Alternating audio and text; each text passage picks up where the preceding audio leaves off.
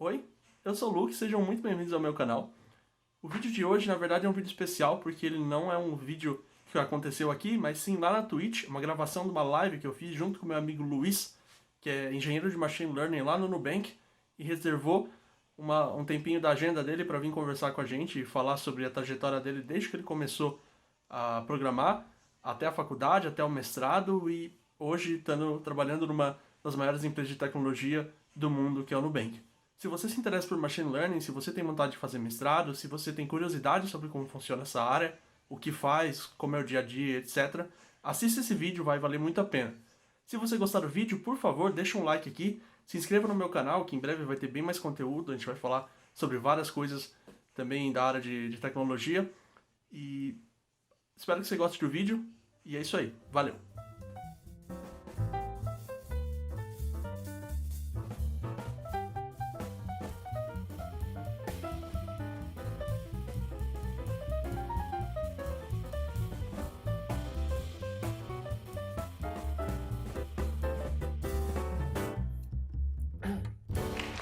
Palmas, palmas, palmas, palmas. Tem o sonzinho de palmas que eu roubei do instantbuttons.com, porque a gente não tem plateia. Mas eu sei que tem palmas aí, então diga oi se você está aí no chat. Vamos ver por que não está aparecendo o chat aqui na. Ah, agora apareceu. Clap, clap, clap. Então chuva de clap, clap, clap aí, quem puder. Pro Luiz. Oi, Proctin. Oi, Lucas Lima. Boa noite pra todo mundo que vai chegando. Vocês vão aparecendo no chat aqui embaixo. Aqui embaixo, apontando pro outro lado. Vocês vão aparecendo no chat aí. E como eu vou gravar isso aqui pro YouTube, então dá um bem-vindo pra todo mundo que tá assistindo aí. Hoje eu tô aqui com o meu brother, o Luiz Félix. Eu vou Isso. deixar ele se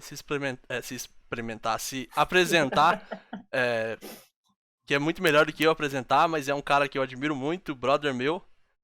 Então, tô feliz de trazer ele aí pra trocar uma ideia com a gente.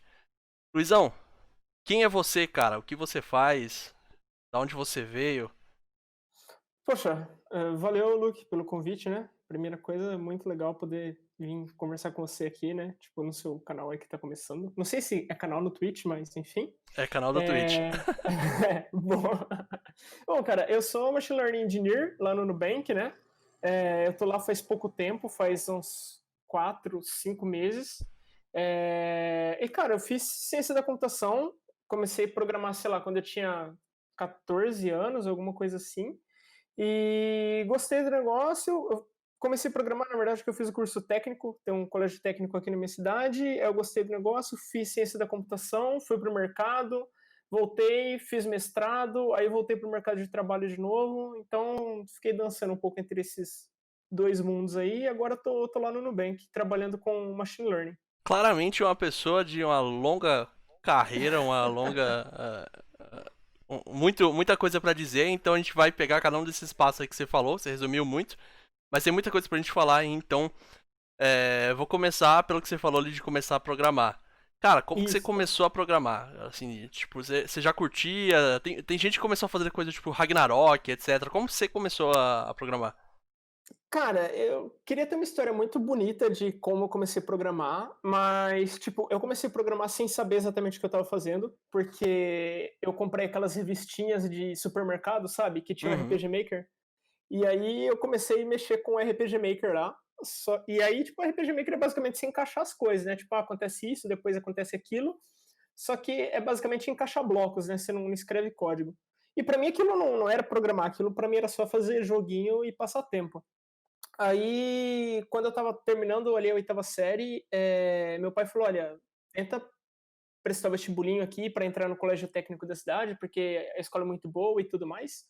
E aí, tipo, como era técnico, eu tinha que escolher algum curso. E aí tinha lá informática, eletrônica e mecânica. Aí eu falei: Bom, mecânica eu não conheço nada, eletrônica também não, informática eu gosto de ficar na frente do computador. E aí Clássica. eu entrei.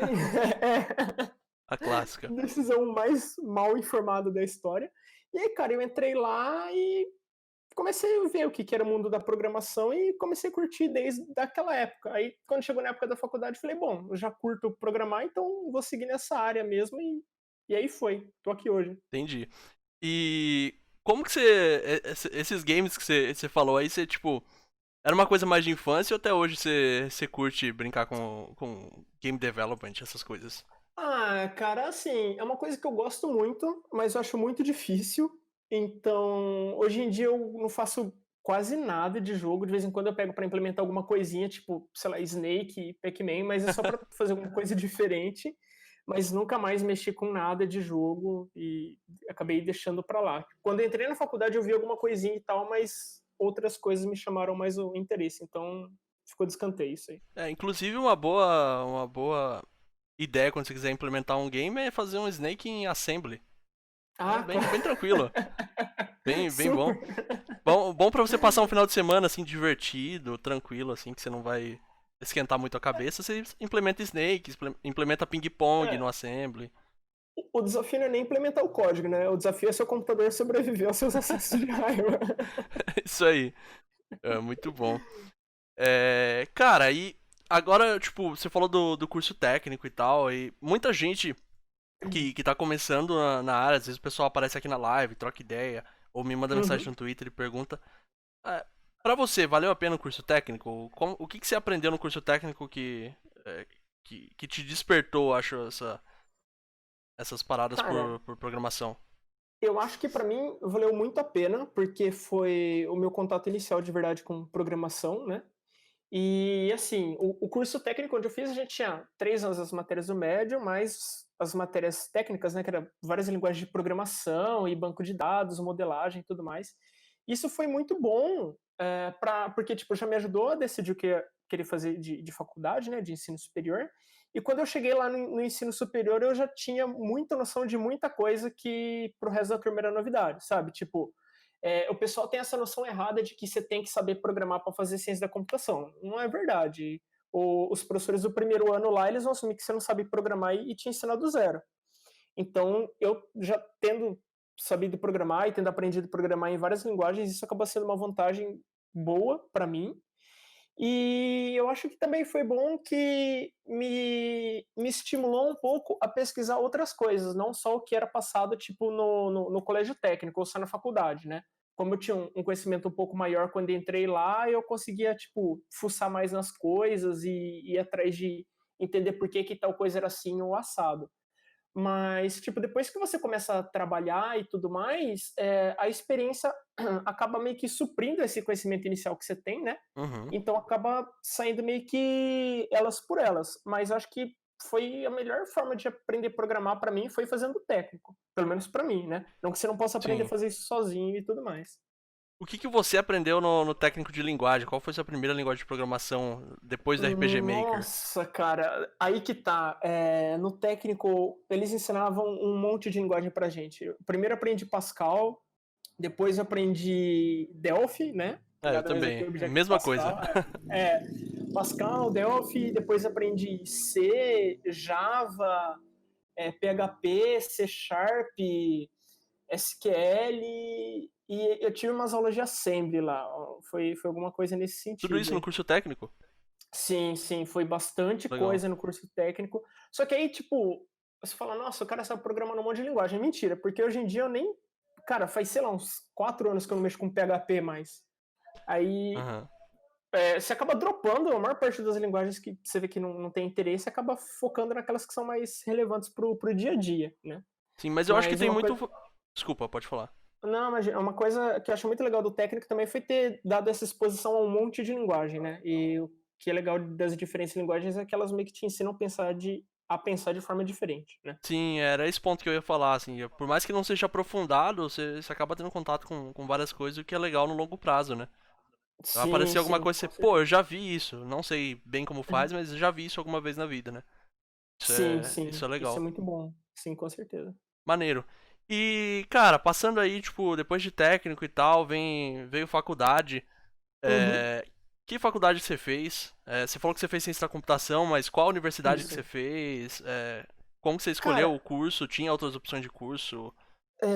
eu fiz ciência da computação na Unesp daqui de Bauru, porque eu sou de Bauru, mas eu prestei em outros lugares. Eu tinha prestado pelo Enem eu tinha prestado a UFSCar e eu tinha prestado a USP também. Uhum. E, tipo, eu até tinha passado na USP, tinha sido chamado, sei lá, na quinta, sexta chamada da UFSCar. Mas aí, tipo, por questão de grana mesmo, eu acabei ficando aqui em Bauru, tipo, ia continuar morando com os meus pais, eu já conhecia a cidade, o curso daqui já tinha uma certa fama, né? Então eu acabei ficando por aqui mesmo e não me arrependo, não. Sim, entendi. E já que você falou que você é de Bauru, a pergunta que não quer calar. Você gosta do Bauruzinho ou não? O Bauruzinho salgado é típico de Bauru ou é uma invenção paulistana? Não, velho, o Bauruzinho salgado é uma invenção do capitalismo. É invenção do capitalismo, que tristeza. Pois é, aqui é real mesmo, é só o Bauru, que é. Cara, eu não sei a receita do Bauru, mas diz a lenda que é, sei lá, com rosbife, sei lá o quê, queijo derretido. Mas o lanche é bom, o lanche é bom. Pode crer, pode crer. Então fica aí a nota pra quem já comeu salgado Bauru. O salgado Bauru não é legítimo. O Não, de legítimo é jeito nenhum. só o pão. Cara, inclusive, há bastante tempo, acho que, sei lá, uns 10 anos atrás, uma coisa assim, a prefeitura de Bauru até distribuía uns certificadozinhos para as lanchonetes que vendiam o Bauru com a receita real, tá ligado? Ah, que legal, cara. Acho que não tem Interessante. isso, mas hoje em dia, mas era bem legal. Maneiro. E, cara, faculdade, então, você entrou. Que você começou a fazer de bom? Você já trabalhava? Você não trabalhava? Não. Que você fez na faculdade? Você só fez a faculdade e pronto? O que rolou? Cara, na faculdade, porque, tipo assim, não dava muito para trabalhar porque ciência da computação é integral, né? Uhum. Então, tipo, teria que fazer uma dança com os horários lá em algum estágio, então eu acabei deixando quieto.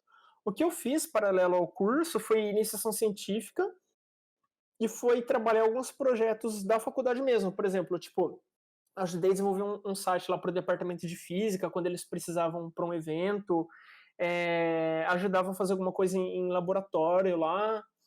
Ah, cara, eu acho que mais isso. O que mais ocupou meu tempo durante a graduação mesmo foi a iniciação científica, né? Que foi uma experiência muito legal, porque deu para aprofundar estudo em coisas que a gente não via nas Explica aulas pra gente o normais. que é iniciação científica, que eu acho que tem gente que não deve saber. Tá legal.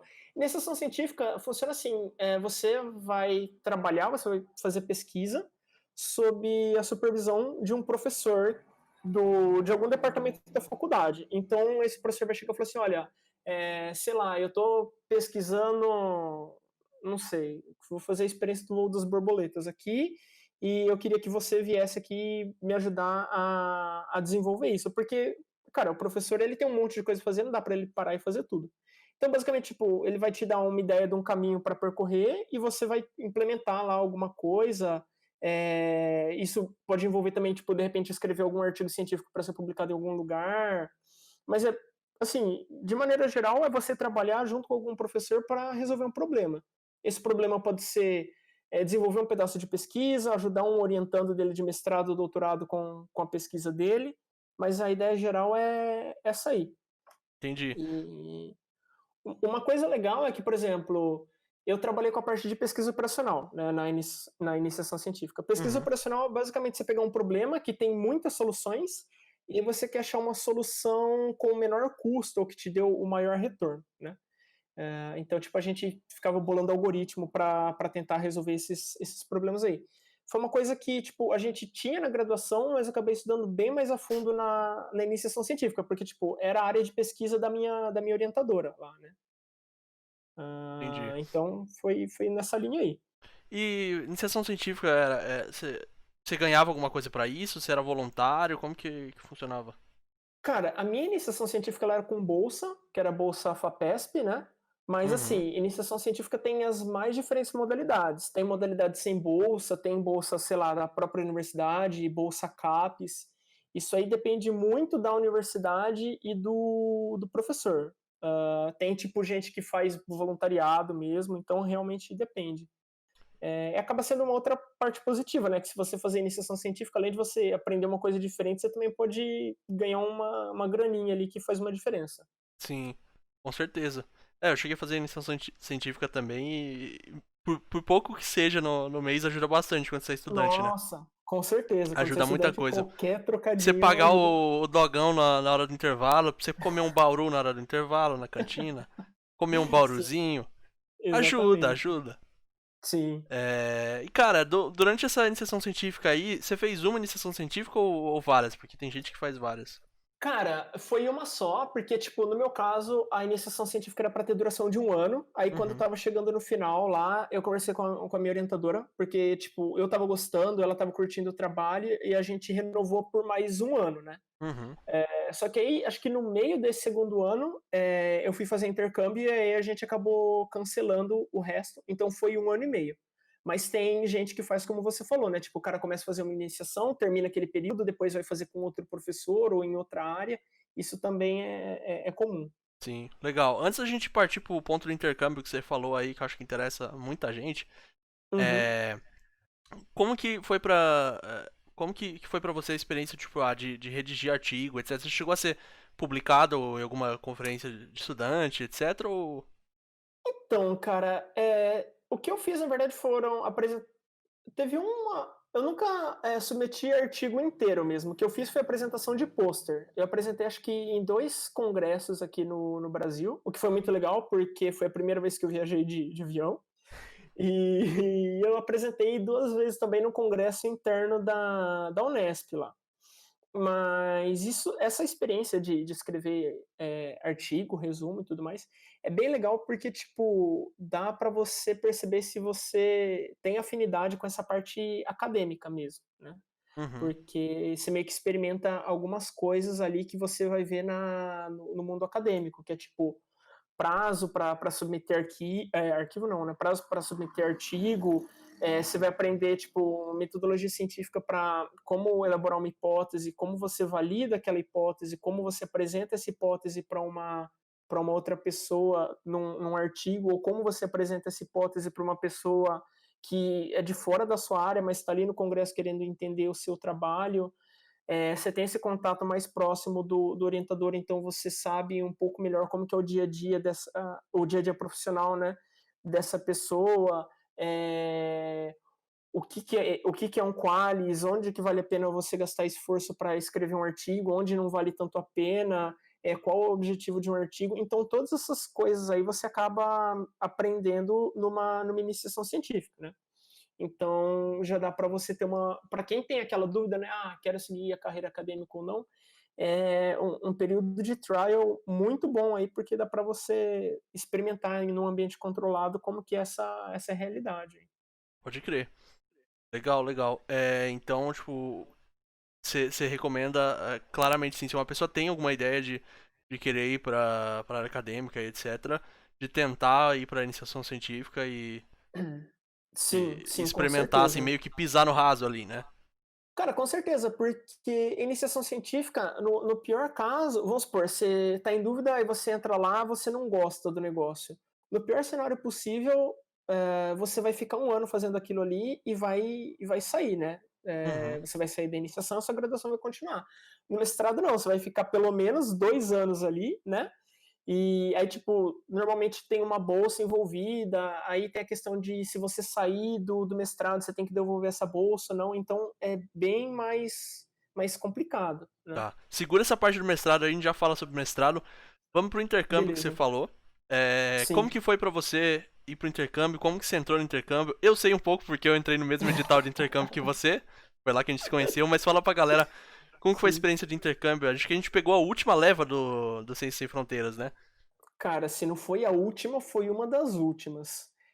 Mas, nossa, foi uma experiência muito boa, acho que é uma das melhores da minha vida. Bom, a gente foi pelo finado Ciências Sem Fronteiras, né? Que Deus o tenha. E Deus o tenha. Sinto muita falta, inclusive. Cara, tipo, eu acabei caindo no Ciência Sem Fronteiras meio que de paraquedas, porque um amigo meu falou assim: ah, eu vou. Eu falei: ah, então você vai, eu também vou. E aí nós dois íamos para a Austrália, acabou que ele foi para o Canadá e eu fui para a Austrália, mas acabou dando certo, né? E, cara, foi uma experiência muito boa. Para quem não chegou a conhecer o formato, né, o Ciência Sem Fronteiras era um programa de intercâmbio do governo federal, que você ficava pelo menos 2 semestres numa faculdade estrangeira credenciada, né, para fazer os 2 semestres de curso ali. e aí você tinha a opção de estender esses 2 semestres por mais um tempinho, por mais 3 meses, se você conseguisse fazer um estágio, né. Aí, terminado esse período, você volta para o seu país, para o Brasil, né, volta para sua faculdade, e aí rola uma burocracia do tipo, se a sua faculdade vai aceitar os créditos que você fez lá fora, se você vai ter que refazer os créditos aqui.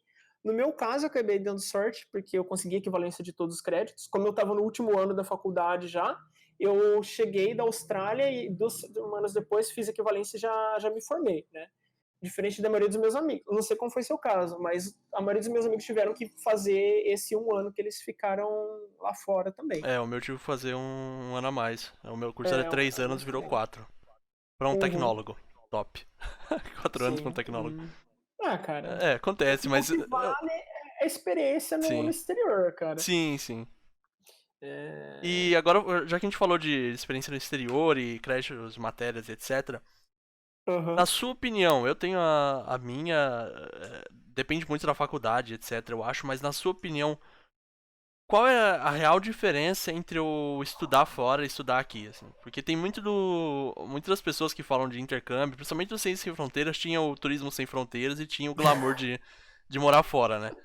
Mas Sim, qual é a sim. real diferença pra você? O que você viu de bom ou de ruim, ou de diferente entre a, a experiência de estudar numa faculdade top de fora do país e numa faculdade top do Brasil também, porque a Unesp, queira ou não, é uma das faculdades top do Brasil, né? Cara, eu acho que assim, são duas formas de pensar totalmente diferentes, sabe? Eu vejo que a faculdade aqui do Brasil, não só a minha, não só a Unesp, né, onde eu estudei, mas conversando com meus amigos que fizeram tipo USP, Unicamp, dava para perceber sempre mais ou menos a mesma coisa. A faculdade aqui no Brasil, ela está preocupada em querer te ensinar um monte de coisa e às vezes ela acaba te soterrando no monte de conteúdo e você acaba ficando meio que preso ali naquelas matérias da faculdade, né? Tipo, isso tem esse lado ruim que você não consegue andar tanto com as suas próprias pernas, né? Porque tipo, você tem um monte de trabalho para fazer, um monte de lista, mas tem a parte boa, digamos assim, que você tem um conhecimento bastante profundo, ou pelo menos intermediário, sobre muita coisa, né? Uhum. Por exemplo, eu lembro que quando eu fiz a graduação, a gente tinha cálculo 1, 2, 3, 4, e eu ficava lá, tipo, velho, cálculo 4 aqui, onde é que eu vou usar essa integral nada a ver aqui, ou essa, sei lá, essa EDO aqui. Já lá fora, tipo, usei isso na minha graduação, não na graduação, mas acabou sendo bem útil no mestrado, entendeu? Uhum. Agora, lá fora, eu vejo que é uma forma de ensinar que, tipo, dá mais liberdade pro aluno, né? Tipo, eles dão meio que os core subjects, tipo, as matérias principais pro aluno, e aí eles dão liberdade tanto para o aluno escolher quais matérias ele quer fazer quando ele está mais adiantado no curso, e isso eu acho, assim, sensacional, porque você pode se aprofundar naquilo que realmente te interessa, e eles também esperam que você tenha aquele momento de você estudar por conta, né? Eu lembro que na QT, acho que eles esperavam que por matéria a gente estudasse 12 horas por conta, né? E, tipo, nessas 12 horas aí você pode fazer basicamente, você tem bastante tempo para tipo, explorar as coisas na sua vontade, né? E outra Uhum. coisa que eu acho bem legal lá de fora é que, tipo, eles tinham alguma coisa no sentido, olha, o seu desempenho vai ser avaliado com base num projeto que tem que fazer, sei lá, que nem aquele projeto que a gente fez lá, você tem que fazer alguma coisa que, tipo, fique hospedado em cloud e se receber um workload muito grande, esse negócio tem que escalar, mas eles deixam todo o resto livre para você escolher. Tipo, você escolhe qual tecnologia que você quer usar, qual problema você quer abordar, como você quer fazer isso escalar. O importante para eles é só ver o resultado final.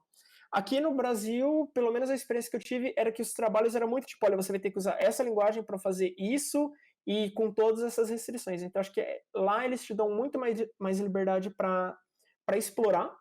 E eu acho que, tipo, isso é muito bom no mercado de trabalho, porque no mercado de trabalho, você sabe como que é, não tem nada, tipo, certinho. É você que tem que ir atrás das soluções, defender por que aquela solução é boa. Uhum. Então, eu acho que essa forma de ensino lá da Austrália era muito legal, que já te treinava para essa parte do mercado de trabalho, né? Ao passo que a faculdade aqui no Brasil, eu vejo muito isso, a galera que sai da faculdade fica é normal você ficar perdido, né? Mas o cara fica totalmente perdido porque não tem nada definido de o que você fazer no seu dia a dia do trabalho, né? Porque na faculdade era tudo muito bem colocadinho ali, porque você quase não tinha tempo para respirar. Então, acho que essas são as principais diferenças. Cada uma tem suas vantagens e desvantagens, né? Por exemplo, a vantagem de se dar muita liberdade para o cara é que ele não vai ter um conhecimento tão aprofundado em determinados assuntos, mas por outro lado ele sabe se virar para aprender aquilo se ele precisar. Sim. Eu acho que são abordagens diferentes, né? Eu acho que talvez uma complemente a outra em certos sentidos, por isso que é a boa experiência do intercâmbio. Mas sempre Sim. vai ter um a mais e um a menos de uma ou outra, né? Sim, sim, com certeza. É aquela história do cobertor curto, né? Se você puxar de um lado, o outro lado vai ficar descoberto Sim, e vice-versa. exatamente. E lá, das matérias que você fez, eu acabei jogando no chat agora há pouco ali, que a gente não tinha falado, a universidade que você estudou, e eu estudei Uhum, também, a Universidade de Tecnologia de Queensland, né, aqui UT. sim. É, quais das matérias que você estudou você gostou mais? Qual foi, tipo, uma coisa que você falou, cara, isso aqui eu acho que valeu muito a pena de eu ter estudado lá, me ajudou na minha carreira e etc. Tá.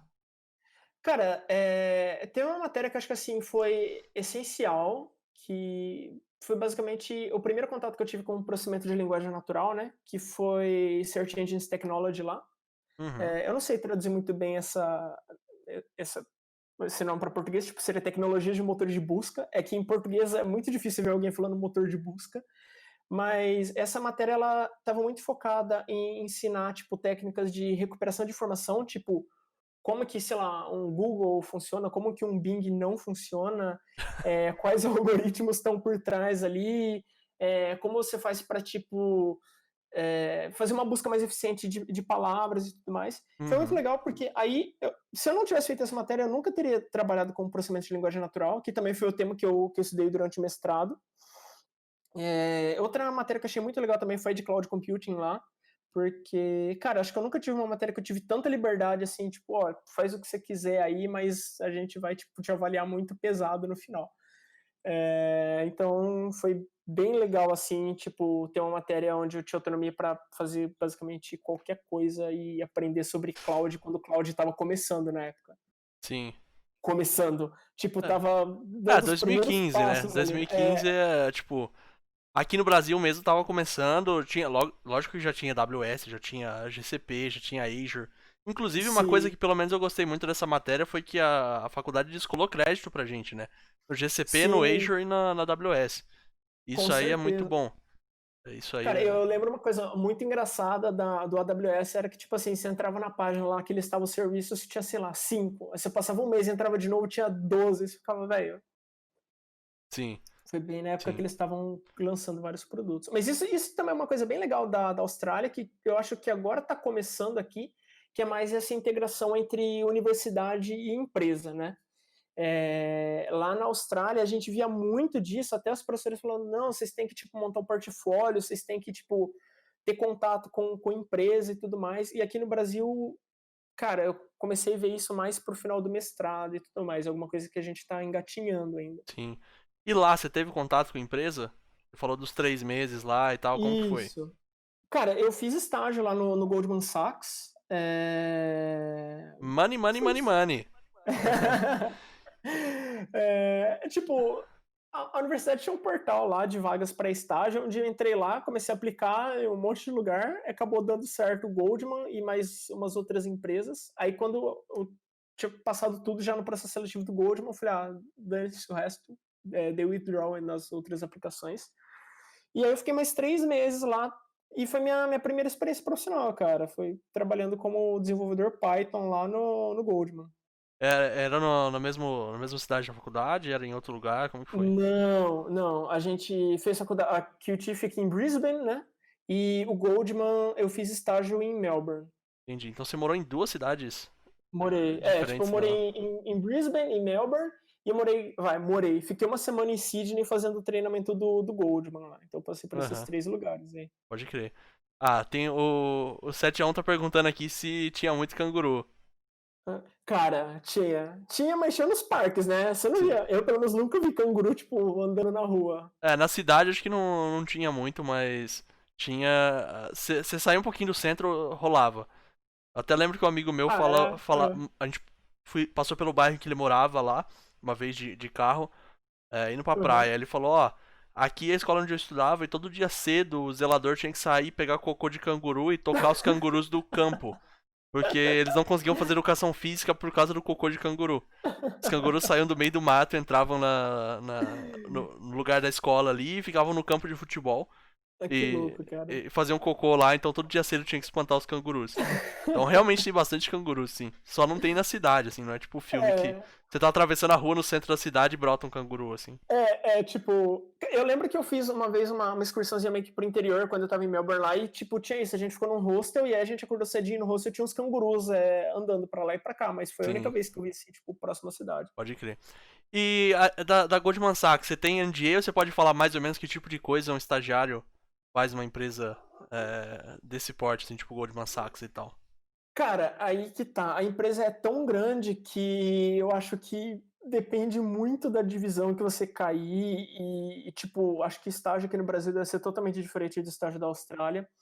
Por exemplo, no meu caso, eu trabalhava num time lá que cuidava de trading, né, de operações na bolsa, e eu trabalhava num time de testes lá, que então, eu basicamente tipo, ficava fazendo ferramentas para auxiliar o teste dos algoritmos das coisas que eles ficavam desenvolvendo lá, né? Uhum, Então, tipo, no meu caso, eu trabalhei com Python porque aquele time lá desenvolvia em Python, mas, por exemplo, tinham várias outras linguagens, então, cara, depende muito de onde você cair. Tinha outro cara, por exemplo, que ele tá fazendo estágio em Sydney, que ele entrou junto comigo.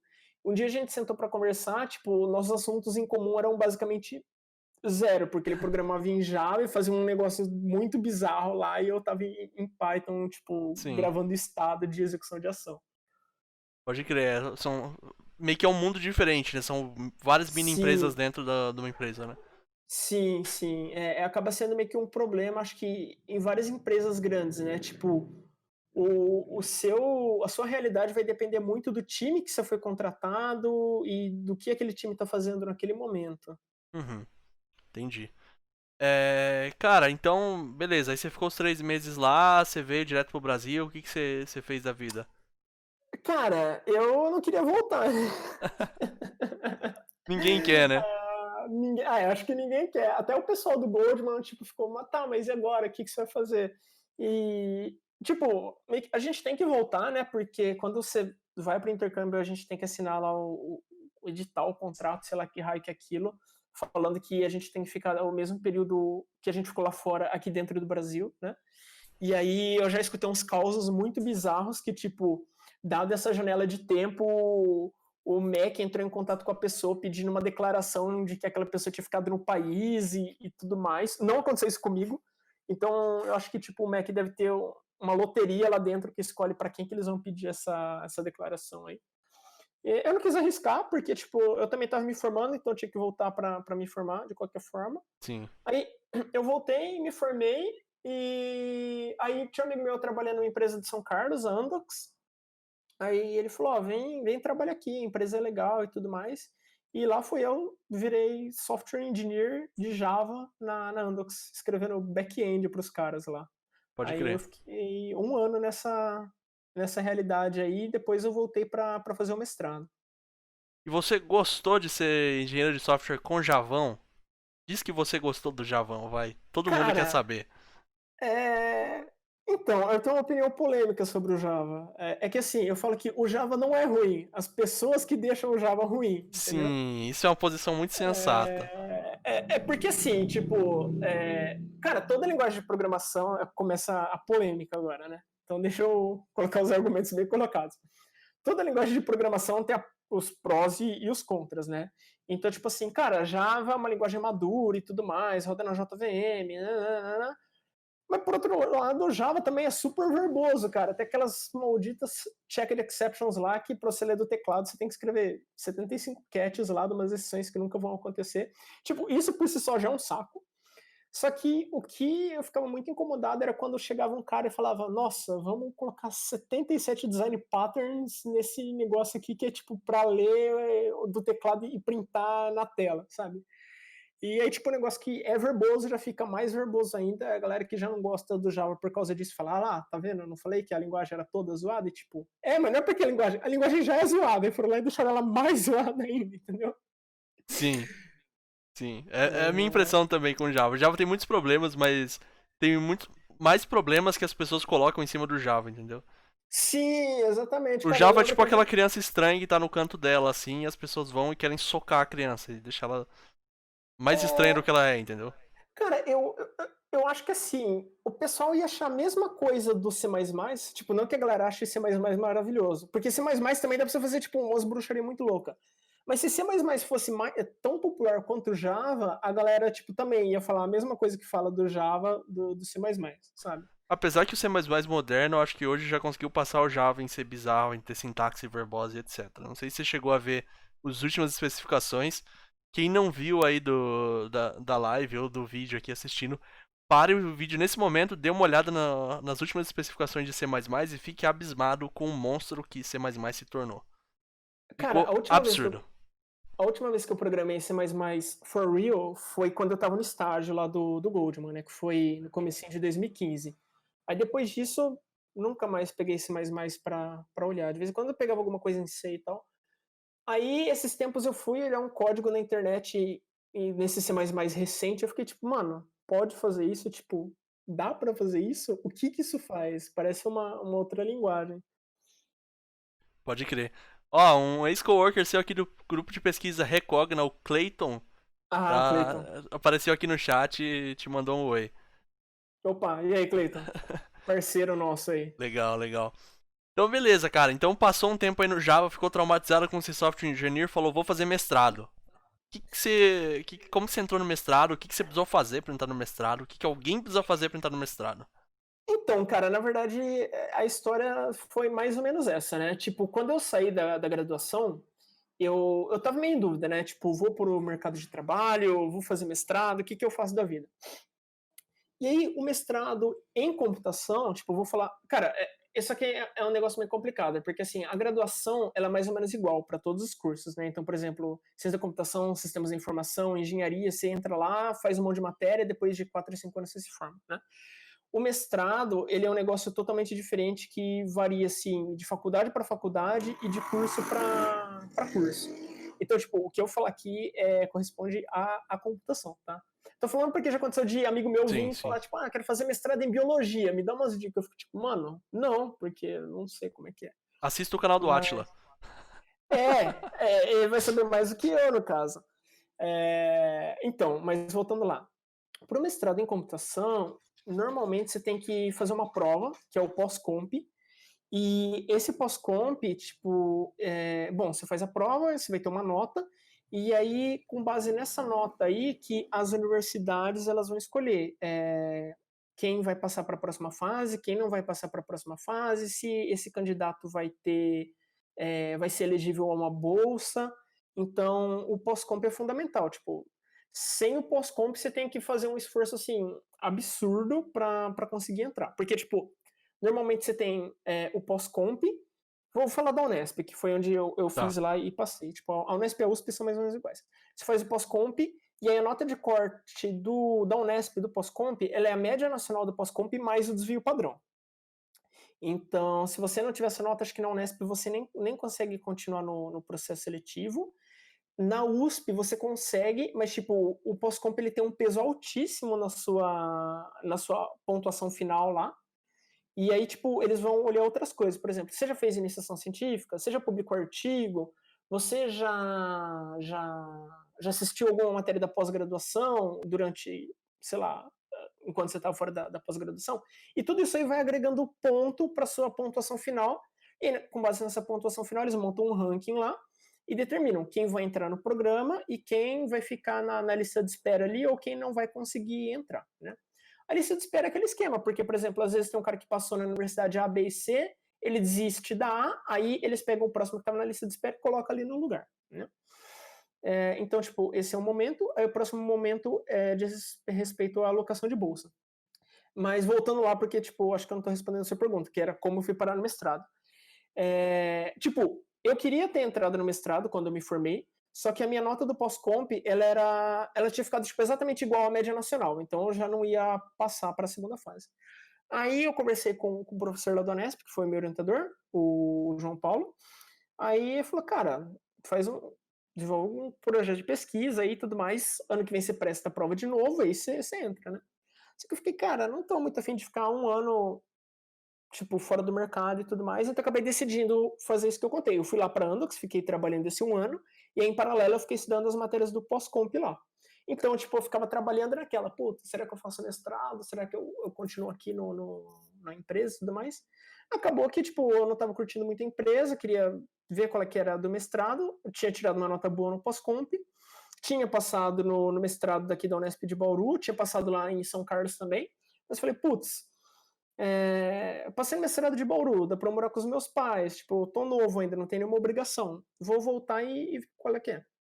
Aí eu voltei e me inscrevi no mestrado. Mas, tipo, basicamente, o que a pessoa precisa fazer para entrar no mestrado é fazer o pós-comp, isso aí, tipo, é primordial.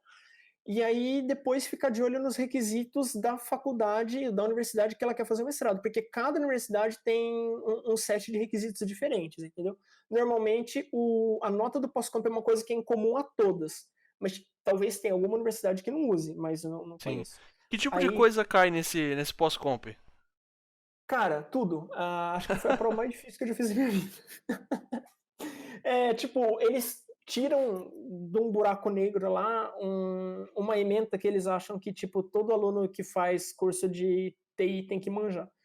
Então, se você entrar no site Cada ano pós-comp ele é organizado por um organismo diferente, mas se você entrar nesse site, tem lá, tipo, a ementa. Que é, tipo, algoritmos, estrutura de dados, e aí, tipo, dentro de algoritmos cai lista, fila, pilha, grafo, árvore, qualquer coisa que você imaginar, cai cálculo, geometria analítica, álgebra linear, probabilidade, computação gráfica, cai, tipo, coisa que você viu e não viu na faculdade. Isso que é meio chato dessa prova. Então, normalmente, o que eu fiz para estudar foi, tipo, pegar as provas dos anos anteriores e ver o que era mais comum ali, e com base naquilo, eu montei mais ou menos um material de estudo. E as coisas que eu nem tinha visto na faculdade, eu falei, cara, não vou estudar isso aqui, porque já tem um monte de conteúdo. Mas é uma prova meio chata. Tanto é que, tipo, eu acho que ela tem 60 questões. Não lembro, deixa eu ver se eu acho rapidinho aqui. E a média nacional, tipo, é 20, um negócio assim. Caramba. Eu lembro que no meu ano Estou a meio média chocado. eu lembro que no meu ano acho que a média foi 26, alguma coisa assim. Bruto, hein? É bem chato. Mas E. eventualmente dá certo. Tá, e esse outro negócio que você falou aí sobre fazer matérias enquanto você tá fora, como que funciona? Cara, isso aí, para quem tá querendo fazer mestrado, talvez seja um atalho muito bom, porque basicamente funciona o seguinte: você vai lá na universidade que oferece o programa de mestrado que você quer e fala, olha, eles divulgam a lista de matérias que eles oferecem, e algumas dessas matérias são abertas para alunos que são de fora do programa, né?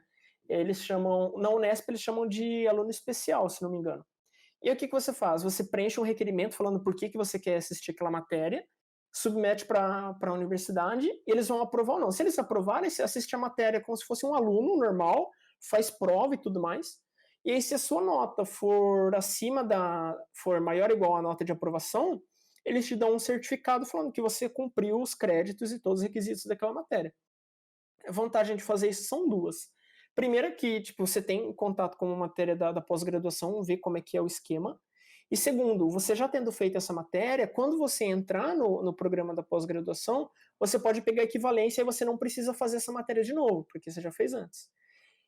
Outra coisa legal também, dependendo da universidade onde você está pleiteando fazer o mestrado, às vezes eles te dão uma pontuação a mais para as matérias que você já tenha feito da pós, tá legal? Então, tipo, isso pode te dar uma vantagem ali frente aos outros candidatos. O Lucas tinha perguntado isso aí no chat, se as matérias feitas como aluno especial na pós contabilizam no processo seletivo. Então a resposta é Então, que vai depender da faculdade, né? depende da faculdade, Tá. mas no caso da Unesp, quando eu prestei, contabilizava. Não sei mais porque talvez eles tenham mudado. Uma outra coisa para ficar esperto também é porque você pode virar e falar assim, beleza, vou burlar o sistema então, fazer todas as matérias como aluno especial, aí vou entrar no programa e pegar a equivalência de tudo. Não é bem assim, tipo, tem um teto lá de quantas matérias você pode pegar equivalência, né? Justo, justo. Legal.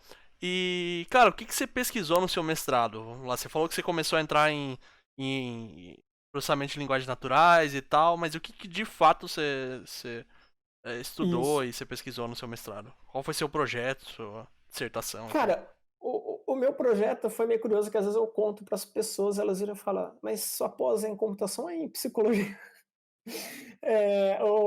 O meu projeto de mestrado, o título dele foi alguma coisa tipo Análise Contextual de Sentimentos em Diálogos, uma coisa assim.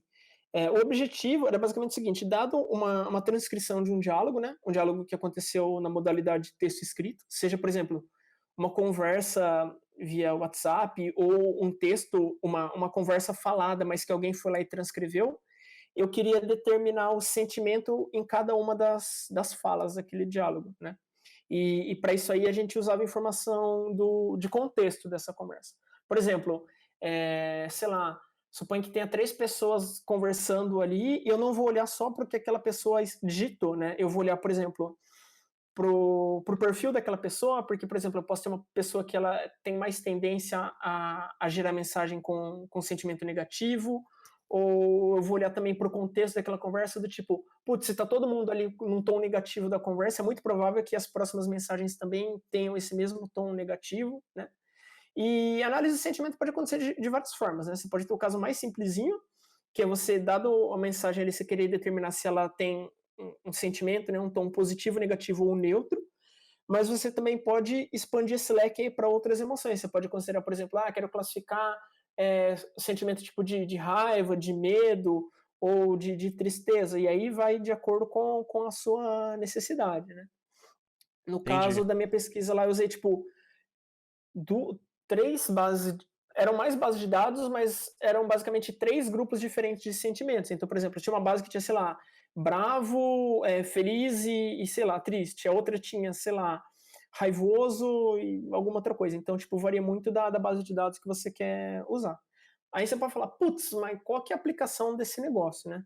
Cara, a aplicação desse negócio é chatbots, que era um negócio que estava na moda, estava mais na moda, hoje está menos, né? Mas, dado que você consegue determinar, tipo, o sentimento de cada mensagem dentro de um diálogo, você pode pegar, por exemplo, uma transcrição de conversa que um cara entrou lá para resolver um problema com o atendente.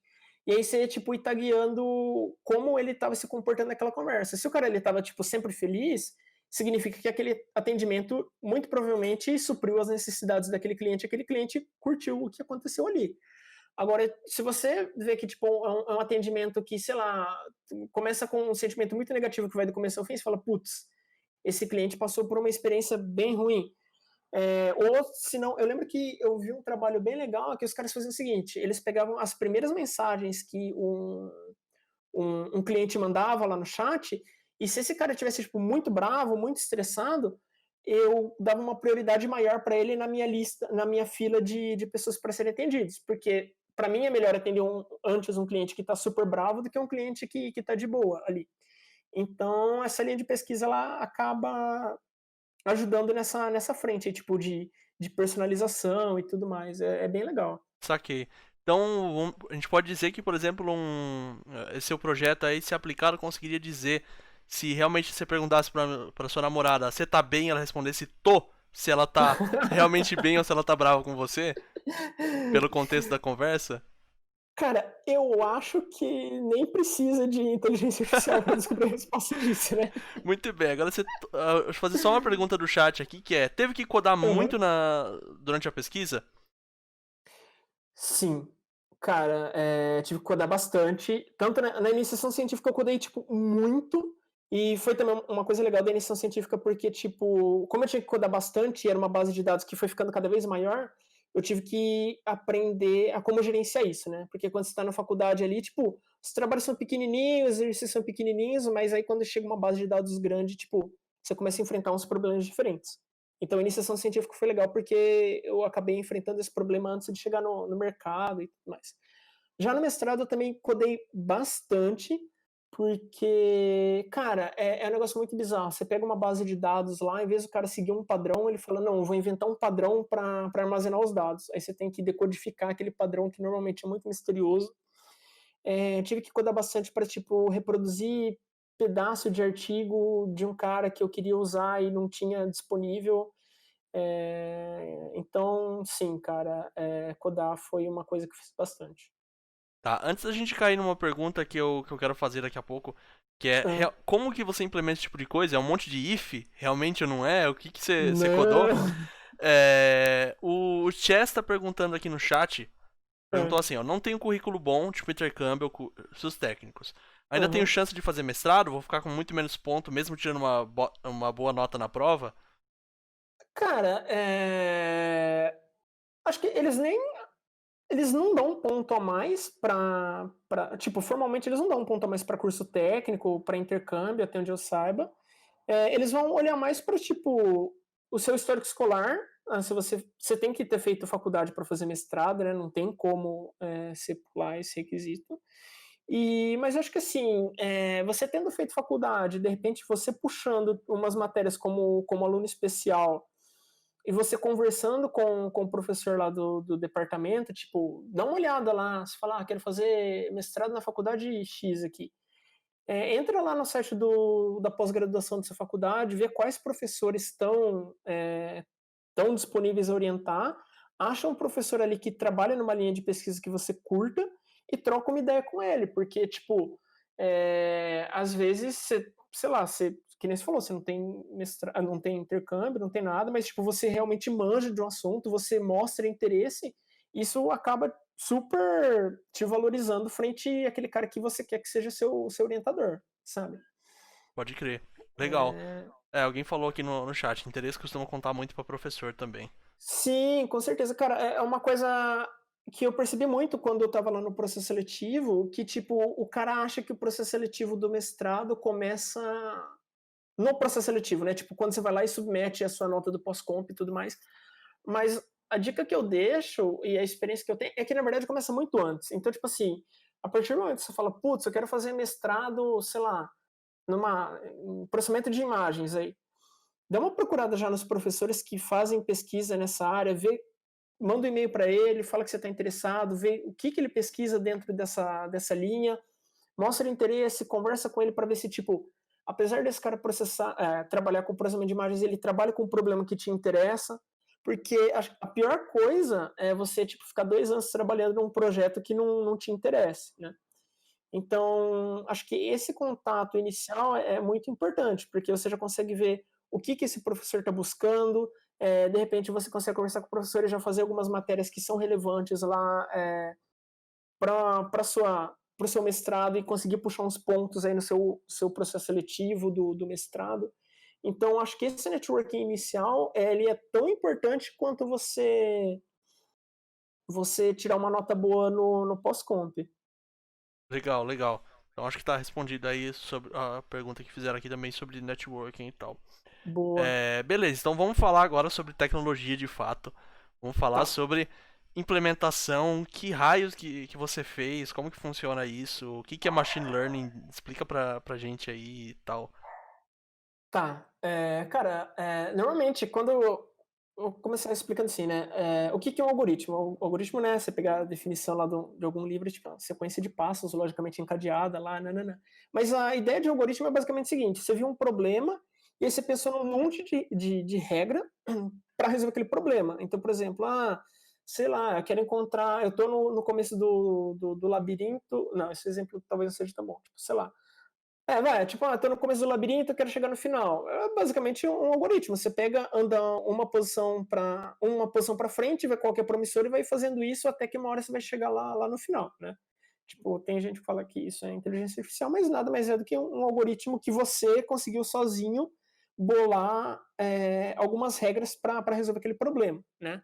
E é isso que a gente faz quando, por exemplo, você tem um software engineer lá, tipo, eu preciso fazer com que essa informação saia daqui, chegue aqui passando por um monte de transformação no meio, essas transformações estão sujeitas a regras de negócio. Tipo, isso é algoritmo e isso aqui software engineer faz, né? Qual que é a diferença disso para machine learning? Em machine learning, normalmente você tem algum problema onde não é tão simples assim você bolar as regras da sua cabeça. Por exemplo, você quer fazer um programa para que jogue jogo da velha lá, não é tão difícil, né? Você fala, se o cara jogou, o cara fez xizinho aqui, se fez xizinho ali, e vai fazendo isso até, tipo, um ganhar, outro perder. Agora, se você quiser, por exemplo, eu quero fazer um programa que reconheça, famoso, né? Tipo, que diferencie gato de cachorro. Cara, que regra que você vai conseguir encodar ali no seu programa diretamente que consiga te dizer isso, né? É muito difícil, porque tipo, você tem um monte de tipo de gato, um monte de tipo de cachorro. Então, aí que entra o machine learning. O machine learning nada mais é do que alguns tipos de algoritmo que eles têm um embasamento matemático por trás ali, e esse algoritmo, ele tem o que a gente chama de uma fase de aprendizado, que você vai basicamente pegar um monte de amostra para ele, um monte de exemplo, e falar, olha, isso aqui é gato, isso aqui é cachorro, e vai mostrar para esse algoritmo, um por um, e esse algoritmo, ele vai aprender a extrair as características relevantes por si só dessas amostras, para ele chegar na conclusão dele sozinho. Então, por exemplo, você vai pegar, mostrar uma imagem de cachorro para ele e falar, o que é isso? Vai falar, é gato. Fala, não, tá errado. Aí ele tem um monte de peso lá dentro, né, que são vários numerinhos. Com base nesse erro, ele atualiza esses numerinhos internos dele e com isso ele vai convergindo. Ou seja, a cada iteração, a cada nova amostra que ele olha, ele vai ficando cada vez melhor em pegar aquelas características relevantes. Então, por exemplo, ele vai aprender que, sei lá, gato tem 2 orelhas pontudinhas e cachorro não tem. E ele vai fazer isso com base nos seus dados. Então, a diferença de um algoritmo de machine learning para o algoritmo tradicional é que machine learning você ainda tem o algoritmo, né, que tipo é a sequência de passos lá, mas as suas decisões são tomadas com base em características que foram extraídas do seu conjunto de dados, tá legal? Que é uma coisa que você não tem no algoritmo normal, né? O algoritmo normal, de cara, você já foi ali, programou todas as regrinhas e ele está pronto para seguir a vida. Machine learning não, você vai ter essa fase de aprender a extrair as características relevantes para te dar uma resposta para o seu problema ali. Entendi. E esse tipo de característica relevante é o quê? É sempre número? É que nem perguntaram aqui, fórmula insana com somatório? É matriz? Que tipo de... Assim, quando você fala características específicas do seu dado, que tipo de coisa você faz ali? Você falou, por exemplo, Tá. dos pesos e etc. Aham. Cara, normalmente, por exemplo, vamos pegar uma imagem, né? Porque imagem é fácil de imaginar.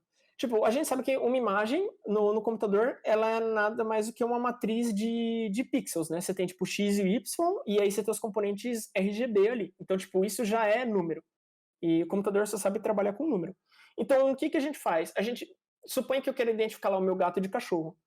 É, um exemplo bem simples, vai. Eu peguei uma foto de um gato, tá legal? Eu vou pegar essa matriz de pesos, que ela vai extrair essa matriz que vai, tipo, me dizer se eu tenho um gato ou um cachorro com base nas características. As características são os pixels da minha imagem, tá legal? O que que eu vou fazer? Eu vou pegar essa minha imagem, que nada mais é do que uma matriz, e vou multiplicar por essa matriz de pesos, tá legal? Aí eu vou fazer por exemplo, eu vou somar todos esses pesos e vou aplicar alguma função que faça com que esse somatório fique entre 0 e 1, tá legal? Se esse valor for próximo de 0, eu vou falar, beleza, essa imagem é gato. Se esse valor for próximo de 1, eu vou falar, tá, beleza, essa imagem é cachorro. Então o que vai acontecer? Eu pego a minha primeira imagem e dou para o meu algoritmo lá de machine learning, seja ele qual for. Ele vai pegar a imagem, vai multiplicar, vai somar todos os pesos e vai falar, ah, beleza, esse número deu 0.7, beleza, 0.7 mais próximo de 1, essa imagem aqui, ela é um cachorro, então. Aí eu falo, não, essa imagem não é um cachorro, essa imagem é um gato. O que o meu algoritmo vai fazer? Falar, putz, eu errei. Como que eu posso arrumar o meu erro? Eu preciso mexer nessa matriz de pesos aqui. Então ele vai pegar, vai mudar um pouquinho os pesos que estão nessa matriz, tá legal? E ele vai fazer a mesma coisa de novo. Ele vai pegar outra imagem de um gato agora, por exemplo. Ele vai pegar a imagem do gato, multiplicar pela minha matriz de pesos. Essa matriz de quando eu faço a multiplicação da imagem pela matriz de peso, eu estou extraindo as características, tá legal? Que a gente chama de features. Com base nessas características, eu vou gerar aquele número, que vai ser entre 0 e 1. Aí eu vou fazer a mesma coisa com o gato. O gato deu, sei lá, 0.3. 0.3 é mais próximo de 0. Aí meu algoritmo fala, putz, isso aqui é um gato. Eu falo, beleza, isso de fato é um gato. O algoritmo vai voltar lá e falar, beleza, eu acertei. Então eu consigo mexer um pouquinho mais nesses pesos para tentar acertar uma próxima imagem de gato. Eu vou repetindo esse procedimento tantas vezes quanto for necessário, até que chega uma hora que o meu algoritmo ele não consiga mais fazer nenhum ajuste nessa matriz de pesos para tentar melhorar a minha estatística lá de quantos acertos e quantos erros eu tive. Legal?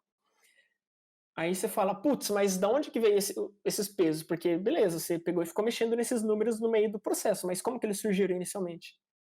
Aí eu falo para você que eles foram inicializados aleatoriamente. E é basicamente isso, tá legal? Lógico, tipo, tem toda uma forma de como inicializar os pesos, como atualizar esses pesos, e aí você cai na parte mais matemática do assunto, né? Que foi que nem alguém do chat aí falou, tipo, tem um somatório, umas derivadas envolvidas, que a parte é matemática do machine learning, né? Então, no fim das contas, você Mas, pode meio que pensar no machine learning, esse tipo de coisa, meio como uma coisa meio bayesiana, assim, que você vai repetindo, repetindo até você chegar mais próximo do seu resultado, assim. sim, Simplificando cara. ultra, assim, né? Sim, sim, Tá. sim, mas é exatamente isso. Tipo, você mostra para o computador, ele toma a decisão. Você fala se está certo ou se está errado, dependendo da sua resposta, ele se ajusta um pouquinho para tentar melhorar. Inclusive, tipo, tem várias abordagens de machine learning que são com inspiração bayesiana, né? Legal, Mas a legal. ideia é essa, tá É legal? uma pergunta que veio aqui, ó. Eu acho que já é um pouco mais específica, mas eu acho legal. Quantos por cento Ah, normalmente você usa do seu conjunto de dados para sampling e quantos por cento você usa para validar o algoritmo? Tem uma regra do dedão aí, alguma coisa assim? tá. Cara, tipo, para quem não tá familiarizado, o rolê é o seguinte, que nem eu falei, né? Em machine learning a gente tem o algoritmo e a gente tem esse conjunto de amostras que a gente vai ficar apresentando para o modelo, né? Esse conjunto de amostras, ele o conjunto que tem os samples aí, né? Normalmente a gente divide esse cara em três partes, que é o conjunto de treinamento, que a gente vai usar para ficar mostrando para o modelo e ele vai ficar ajustando os pesos. Tem o conjunto de validação, e esse conjunto de validação, ele é mais ou menos como quando você está na escola, você fica um bimestre inteiro estudando, aí depois o professor vem e aplica a prova para descobrir quão bom você está naquele determinado assunto. Tá legal? Então o conjunto de validação seria meio que a prova do modelo. Então você treina e aí com base na validação você vê se o modelo tá bom ou não. E o conjunto de teste, quando você terminou já, você não vai mais mexer no seu modelo, você fala, beleza, é isso aqui que eu quero colocar em produção, é isso aqui que eu quero usar. Você pega esse modelo e vê o desempenho dele, quantas amostras ele acerta, por exemplo, no conjunto de testes.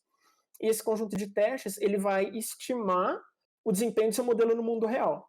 Então, por exemplo, suponho que eu estava lá com o meu modelo de gato e cachorro, fiz o treinamento, fiz a validação, mexi algumas coisinhas, eu falo, beleza, esse é o modelo aqui que eu quero para colocar no Heroku lá. Aí eu pego e aplico ele no conjunto de teste e ele acerta, sei lá, 70% dos cachorros e 90% dos gatos. Beleza, isso é meio que um proxy para eu saber quão bem esse modelo vai desempenhar na prática, tá legal? Então esse que é o contexto.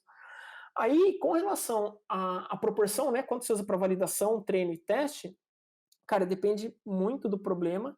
Eu gosto bastante de usar, sei lá, 10 para teste, 10 para teste, que seria para estimar o desempenho real, 15 para validação e os 65%, se eu não errei, 75% eu acho, para 75. treinamento. Para treinamento. Eu gosto de usar isso ou 60, 20, 20. Mas, por exemplo, tipo, você tem alguns casos quando você tem poucas amostras, aí você cai em problemas mais específicos. Às vezes você tem poucos dados e não dá para fazer isso. Você tem que usar um esquema mais esperto ali, porque, tipo, se tem pouco dado, não dá para ficar, tipo, Eu já vi, por exemplo, racionando. no tempo que eu fazia iniciação científica de processamento de imagens, a gente é, fazia um mirror com a imagem para poder aumentar quando era pequeno. É, Sim, é uma sim, pessoa, ainda é uma pessoa virada, tipo, do avesso, assim, tipo, ao contrário. Então, beleza, eu posso ter duas pessoas aqui com a foto ao contrário. Tem alguns problemas com isso, mas se você precisa muito disso aí, você acaba podendo usar essas abordagens, né? sim, tipo, quando você tem esse problema de pouco dado, tem várias abordagens, né? Uma seria você mexer na forma de avaliação do seu algoritmo, outra seria você usar essas técnicas para gerar mais dados artificialmente, né? Que a gente chama de oversampling. É muito comum em processamento de imagem fazer isso que você falou. Aí você, tipo, também pode mexer na forma que o seu algoritmo aprende e, por exemplo, penalizar quando ele erra uma amostra da classe menor e dá uma importância menor quando ele acerta a amostra da classe maior. Então, tipo, tem várias áreas diferentes que você pode mexer para tentar lidar com esse problema. Saquei. Alguém perguntou aqui, na verdade, falou que é uma piada que machine learning é nada mais do que otimização convexa. Cara, cada amostra sua é um problema convexo, só que você tem um monte de problema, então não vai dar muito certo isso aí não. Isso aí é mais meme do que realidade, né? Pode crer. Pô, legal. Então, beleza, a gente já deu um rundown aqui que é machine learning e tal. Aí a gente entra. Peraí, vamos ver, tem uma mensagem aqui antes de eu fazer a próxima pergunta. Estou nos Estados Unidos e me surpreende a falta de maturidade no mercado com machine learning e inteligência artificial. Nubank / experiências antigas, você já realmente viu business tomando decisões completamente em machine learning? Peraí que sumiu aqui. Ou tem sempre um humano revisando? Tá. Tipo, essa questão da falta de maturidade, né? Cara, é uma área nova em termos de indústria, né? Tipo, inteligência artificial, machine learning é um negócio super antigo, se você olhar do ponto de vista de pesquisa, né? Mas só agora que a gente está realmente vendo uma adoção expressiva disso na indústria, né? Então, acho que é por isso que está acontecendo isso. Até que tipo, tem vários problemas relacionados a isso, mas tipo, é uma área nova, não tem muito o que fazer, tem que começar de algum lugar.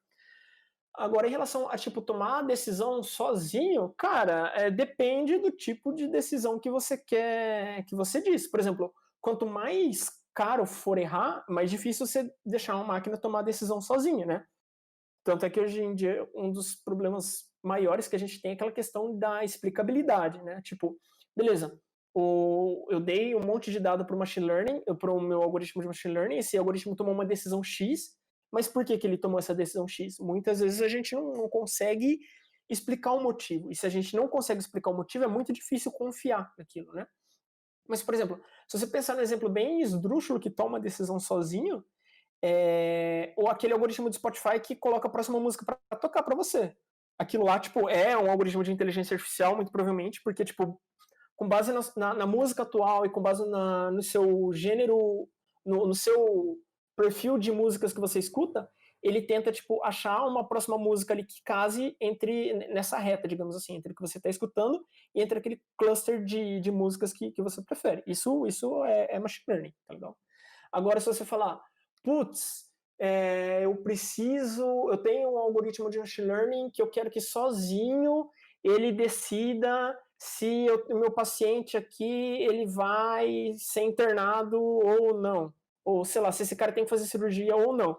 Cara, é muito arriscado você querer que um modelo tome uma decisão sozinha, ainda mais uma decisão dessa magnitude, porque, tipo, se ele errar, você vai ter um custo muito grande aí.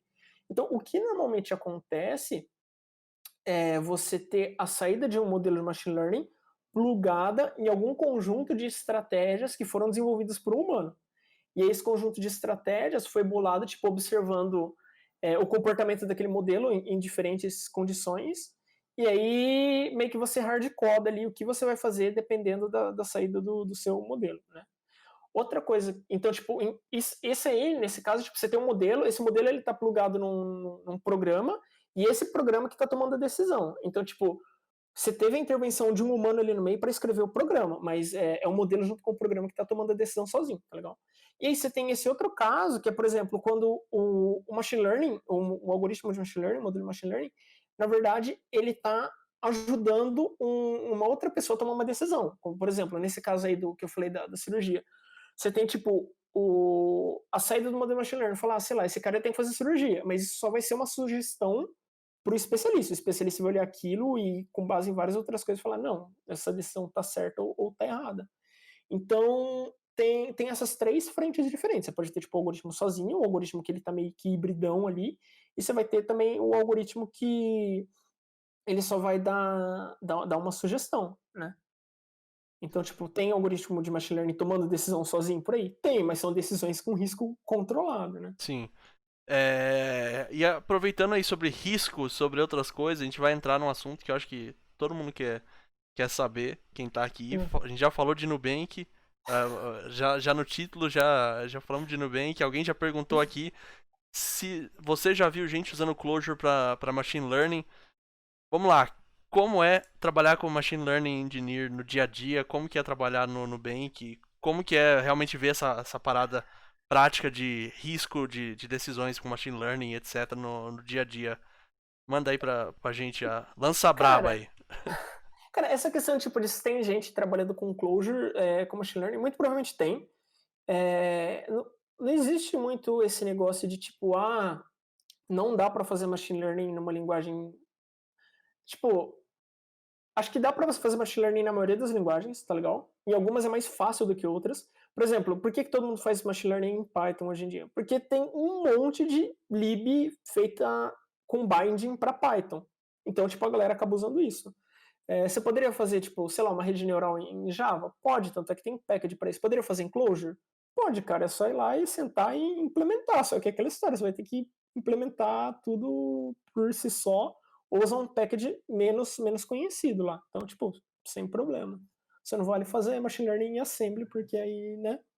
A gente deixa pro Task. O Task tá fazendo um É. curso básico de Assembly aqui na Twitch pra galera. Daqui a Bom. pouco ele vai estar ou hackeando um satélite com Assembly, ou ele vai estar ensinando a galera a fazer Machine Learning com Assembly. Uma rede Façam neural suas em assembly. apostas.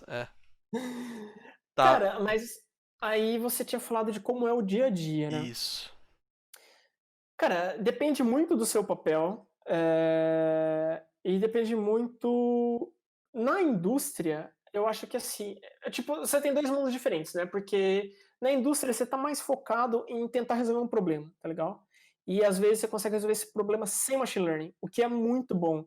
Porque, cara, machine learning é uma coisa bastante imprevisível ali, então você tem que ficar acompanhando se, tipo, esse modelo ele está recebendo features que são parecidas com o que ele viu durante o treinamento, tá legal? Ele não está recebendo nada muito diferente, porque eu gosto de comparar o modelo de machine learning com uma criança, tá legal?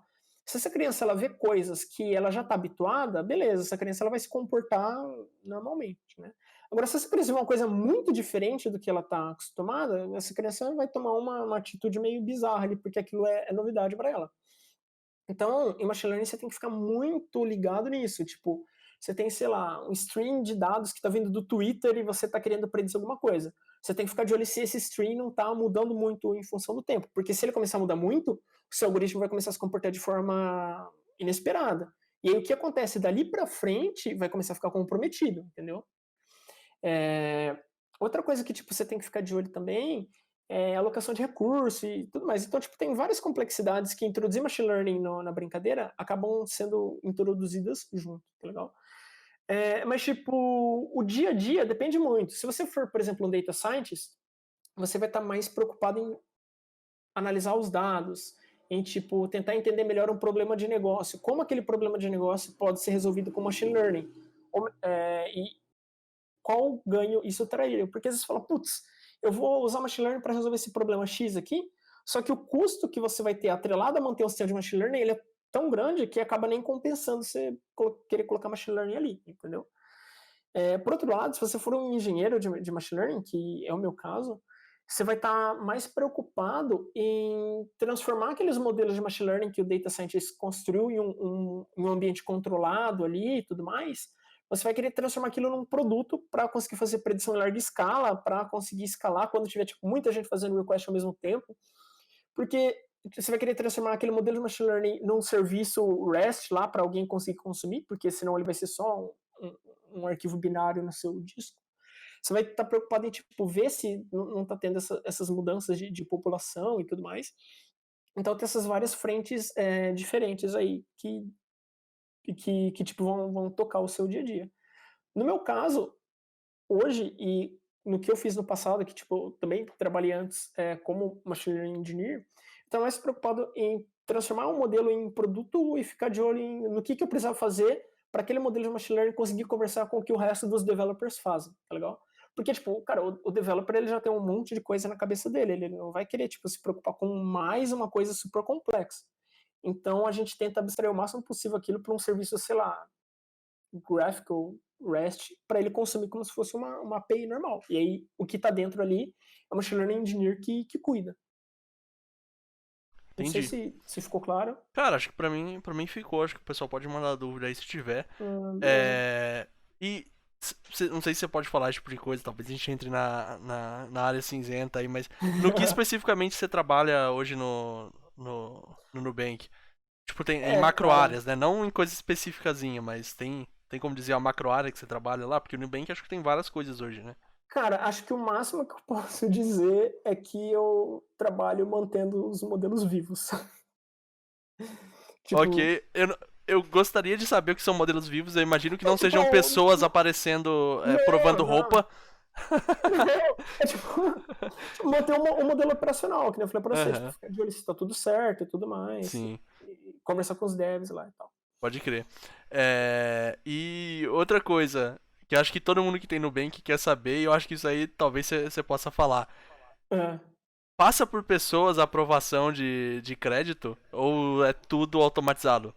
Cara, não faço ideia. Tem Poxa, não coisa é hoje que a gente vai descobrir, galera, quem cara, negou o seu crédito no Nubank, o meu crédito no tipo, Nubank. eu até prefiro não saber para evitar, tipo, parente vir reclamar que Sim. megaram o limite de crédito lá. Então, Então, não gente, faço ideia, deleta cara. aquela DM que vocês escreveram pro Luiz pedindo pra aumentar o crédito, ó. Corta, corta. Não, não é a pessoa Não vai certa. rolar, gente. Foi mal.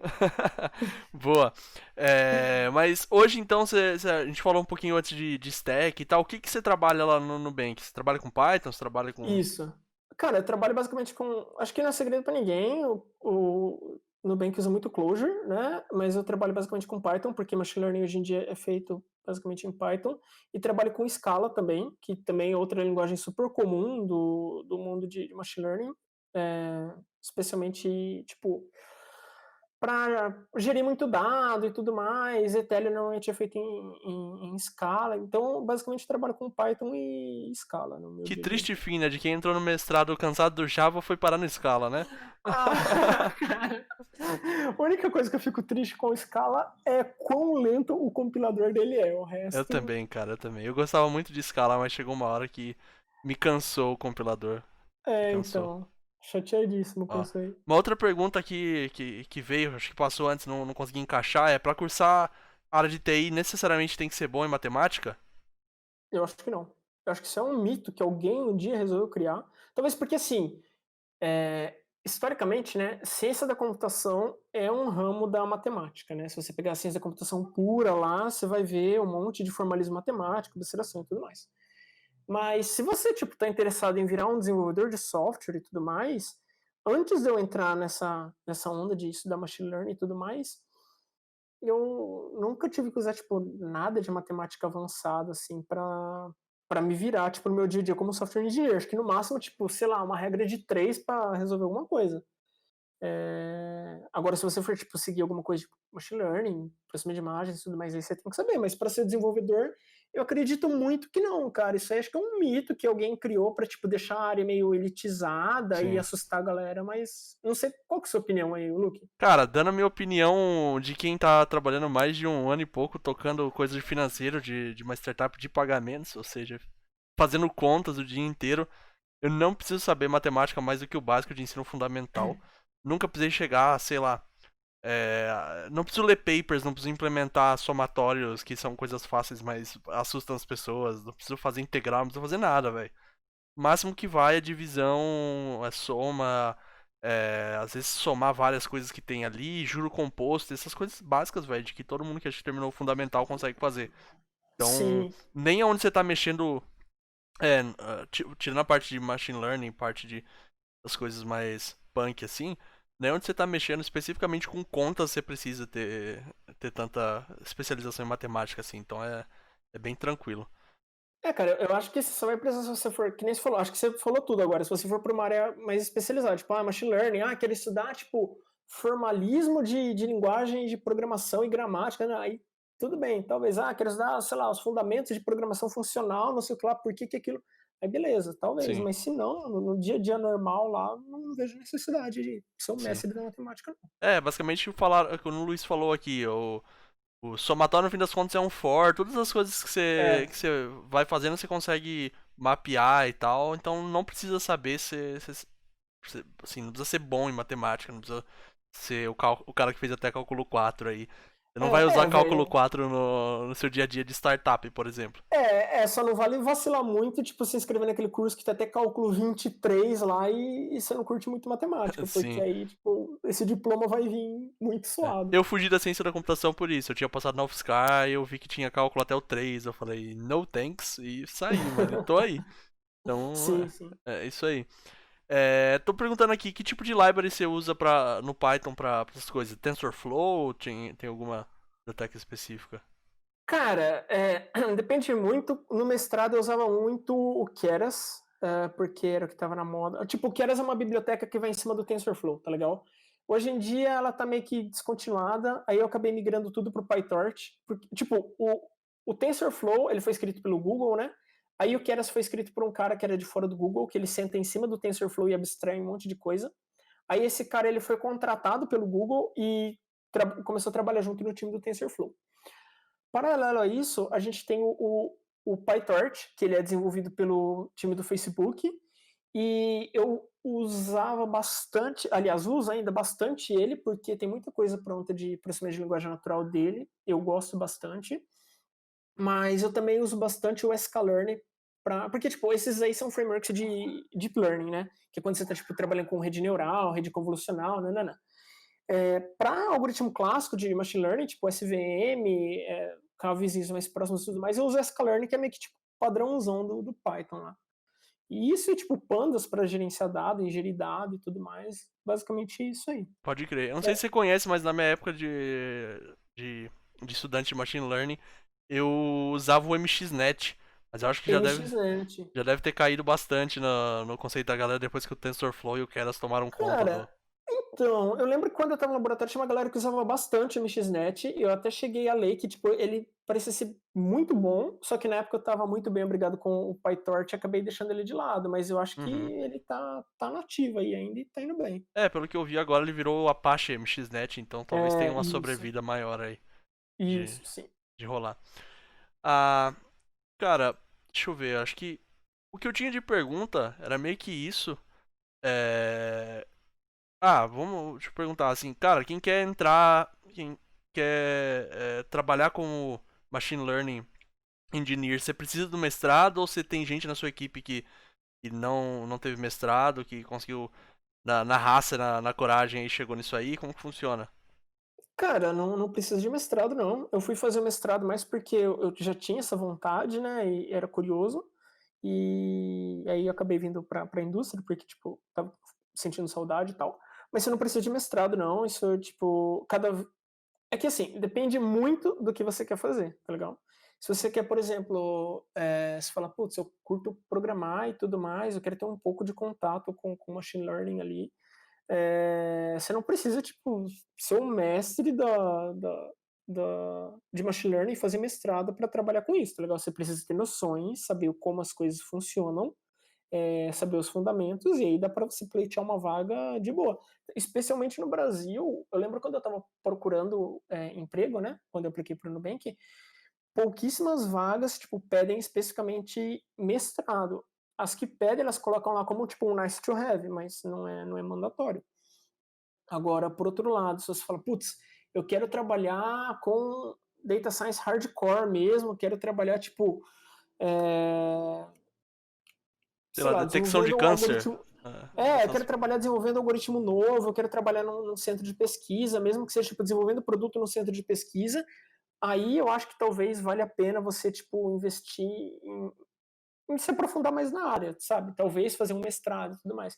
Porque hoje em dia a gente tem muito material bom na internet, tem o livro de Deep Learning lá super famoso do Goodfellow, que dá para aprender muita coisa, tem aqueles cursos famosos do Andrew Ng lá no Coursera que são bons, são bem famosos. O Então, clássico, né? Acho que todo mundo que começou deve ter assistido pelo menos metade daquele curso lá. sim, com certeza. Então, eu acho que assim, para você começar na área, você não precisa ter mestrado. Inclusive, acho que talvez nem seja uma decisão muito boa, porque, tipo, aí você entra na área, não curte, e aí você vai ter que terminar o mestrado num negócio que você não curte. Mas uma coisa que eu alerto, assim, é que, cara, machine learning não é só programar, tem toda essa parte de matemática por trás, então se você quiser aprender machine learning de verdade, uma hora ou outra você vai ter que estudar isso, tá legal? Senão você vai virar aquele cara que, tipo, só forca repositório no GitHub lá e usa a API pronta da lib. Quando precisa fazer alguma coisa diferente, você não tem autonomia para fazer aquilo lá. Então, assim, machine learning tem essas duas frentes diferentes, a parte matemática e a programação. As duas são igualmente importantes, porque não adianta nada você ser o especialista, mestre supremo da matemática e não souber implementar aquilo ou como usar aquilo no sistema. Tipo, não dá. A menos que você vai fazer, tipo, pesquisa pura lá. Por outro lado, não adianta nada você, tipo, virar um mestre que sabe tudo de PyTorch, sem entender os fundamentos por trás daquilo, porque senão o dia que você precisa fazer uma coisa um pouco diferente, você fala, putz, não tem na API isso aqui, eu não sei fazer. Então, acho que é importante investir nessas duas áreas aí. Tem muito dataset, muita coisa no Kaggle lá, que é um site open de machine learning, tem um monte de competição lá, então dá para você brincar, dá para você pegar dataset e Como é o nome? treinar o Kaggle, Kaggle. Deixa eu jogar o link aqui pra galera. Beleza. Então, tipo, lá tem muito dataset do que você imaginar para tipo, você baixar e experimentar algoritmo. Você pode entrar numa competição lá e ver qual é que é da galera. Tem gente que, tipo, faz uma análise super aprofundada em determinado dataset e deixa disponível lá para você ver como fazer aquilo, se você curte aquilo, se você se vê fazendo aquilo no dia a dia. E eu acho que outra coisa importante também é você depois de ter uma noção básica da área, né? Você saber se você quer mais trabalhar com a parte de algoritmos, que tipo de manter essas coisas, ou mais com a parte de data science, que é tipo ficar validando hipótese, tipo, tem esse problema, será que esse modelo vale a pena, ou aquele outro problema, ou aquele outro modelo vale a pena? Qual modelo eu uso em determinada situação? E aí, tipo, você segue mais essa linha de data scientist, senão você segue mais essa linha de machine learning engineer. Legal. O problema disso é que, que nem falaram na live, né? Tipo, ou no chat aí, é uma área nova e tudo mais, né? Então, assim, tem empresa que usa o título de Data Scientist para um papel de Machine Learning Engineer e vice-versa, sabe? Eu lembro, de novo, quando eu estava procurando emprego, eu vi que, tipo, numa certa empresa, o Data Scientist fazia coisa que o Machine Learning Engineer fazia na outra e que o Data Engineer fazia na outra. Então, é bastante importante ficar de olho nisso aí, não ficar só guiado pelo título da vaga, mas pela descrição do trabalho ali. Pode crer. Tem uma pergunta aqui, eu vou inverter a ordem das perguntas pra encaixar melhor. Uhum, O cara tá querendo fazer o primeiro estágio, que é o Lucas Lima. tá. E ele tá na dúvida se valeria a pena estagiar na área de Data Science. Queria uma sugestão e tal. Seria mais vantajoso trabalhar como dev no começo para ter mais experiência com várias tecnologias. Ou já entrar direto na área de Data Science. Valeu, Cara, pera aí rapidão, deixa eu só agradecer aqui que o Daniel Hart mandou 98 pessoas da live dele pra cá. Então, muito obrigado, seja todo beleza. mundo da live do Daniel bem-vindo aí. Tô aqui com o Luiz, que é do outro lado. Tô aqui com o Luiz, que é Machine Learning Engineer no Nubank. Ele tá falando um pouco sobre a trajetória dele, agora ele tá falando sobre como é o dia a dia do Machine Learning Engineer e dando algumas dicas pra começar na área e etc. Então, seja todo mundo muito bem-vindo aí. Tá, em relação ao estágio, cara, essa é uma discussão bem boa que estava tendo com os outros colegas da área um tempo atrás. E tipo assim, se você tem skill de dev, é meio que uma carta coringa, né? Porque tipo, você pode trabalhar com. Você pode depois especializar em data science, você pode especializar depois em, sei lá, em back-end development, em front-end development e tudo mais. Agora, você já começar de cara como data scientist, tipo, você já vai começar naquele nicho ali, né? Eu acho que, cara, como você tá começando, não sei, é difícil você dar opinião do que as outras pessoas fazerem, né? Não sei, velho. Ver o que você curte. Eu acho que assim, tipo, fatalmente, se você for pleitear uma vaga de estágio de data scientist, o cara vai assumir que você sabe programar, tá legal? Porque, tipo, boa parte do tempo de um data scientist é, tipo, pegar dados de um lugar, trazer para outro, e, tipo, fazer um modelo rodar e tudo mais. Então, assim, assumindo que você já esteja confortável escrevendo código e tudo mais, tipo, você já tenha feito um projeto ali médio e tudo mais, eu acho super de boa. Se não, talvez seja mais interessante você dar uma melhorada nas skills de dev, porque, tipo, saber programar é meio que um pré-requisito para você ser data scientist ou machine learning engineer. Não que você, tipo, tenha que saber ser o mestre supremo da programação, mas você tem que saber se virar, tá legal? Então no fim das contas é meio que uma skill depende da outra, mas a outra não depende da uma, né? Se você Isso. começar como dev, é bem mais fácil você ir pra machine learning em algum momento da sua carreira do que você aprender machine learning direto sem ter o básico de programação e skills assim.